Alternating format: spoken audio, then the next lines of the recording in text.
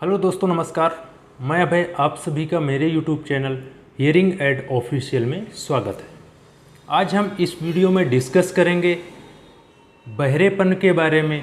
तो बहरापन होता क्या है, इसके होने के क्या क्या कारण हो सकते हैं, साथ ही इसके लक्षण क्या हैं, आपको कैसे पता चलेगा कि आपको बहरेपन की समस्या हो गई है, आप इससे अपने आप को कैसे बचा सकते हैं और इसका उपचार क्या है, आज हम इस वीडियो में सारा कुछ समझेंगे।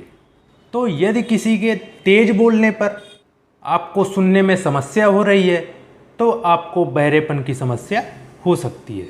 यह समस्या शुरुआत में बहुत धीरे से स्टार्ट होती है, लेकिन ये धीरे धीरे आगे बढ़ कर के बहुत ही ज़्यादा क्रिटिकल हो जाती है और ये समस्या काफ़ी गंभीर हो जाती है।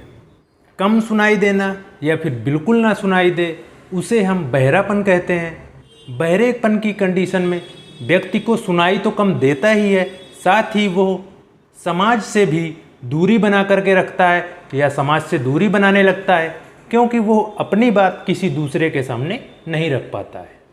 उम्र के साथ सुनने की क्षमता में होने वाला नुकसान बहुत ही आम होता है।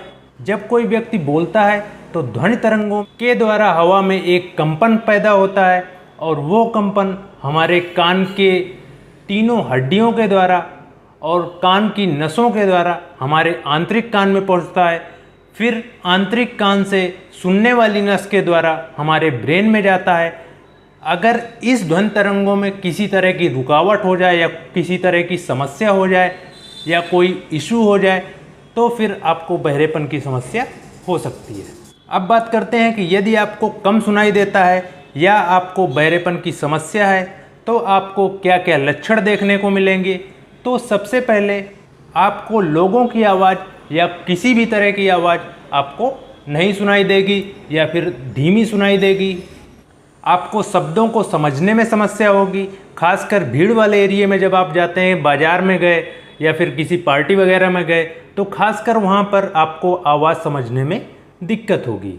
साथ ही आप लोगों से धीरे या कम स्पीड में बोलने के लिए कहेंगे, क्योंकि आप वो चीज़ तेज़ स्पीड में नहीं समझ पा रहे हैं, क्योंकि आपको बहरेपन की समस्या हो सकती है। टीवी देखते समय आप उसका वॉल्यूम बढ़ा करके टीवी देखेंगे, क्योंकि आपको सुनाई कम दे रहा होता है। साथ ही आप यदि किसी से बात कर रहे हैं और बात नहीं समझ में आ रही तो आप उस बात को वहीं पर छोड़ करके चले जाते हैं, या किसी के धीरे बात करने पर आपको उस बात को छोड़ना पड़ेगा।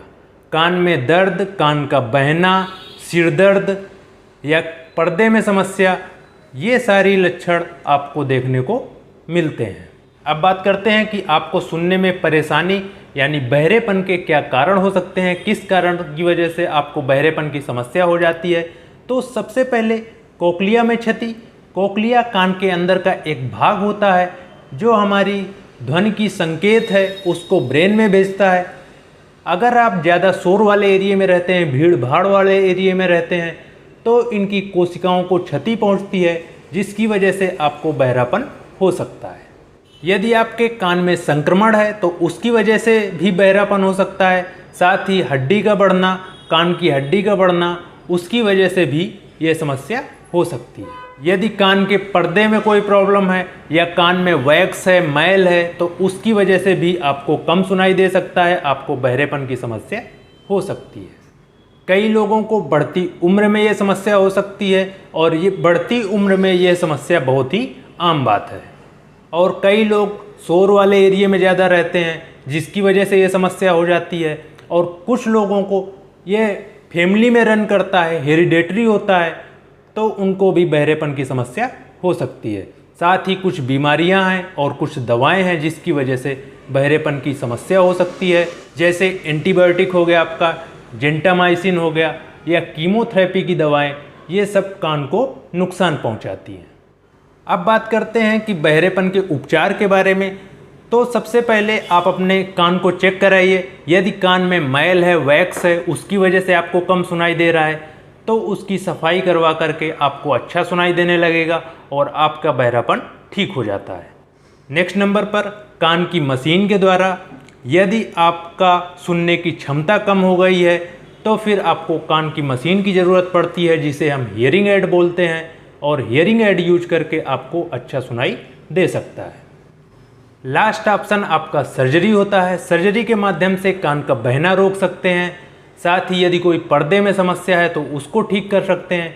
लेकिन आपको यदि सुनाई नहीं दे रहा है तो फिर वो एक अलग समस्या है, फिर उसके लिए आपको हियरिंग एड यूज करना पड़ता है।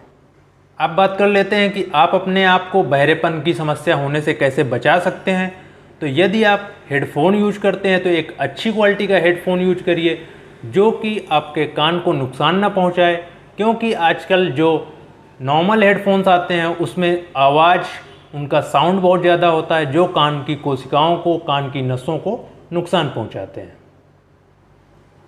साथ ही यदि आप भीड़ भाड़ वाले एरिया में जाते हैं या शोर वाले एरिया में जाते हैं तो आप ईयर प्लग का यूज करिए, जिससे कि एक्स्ट्रा आवाज़ आपके कान में न जाए और आपके कान सेफ रहें।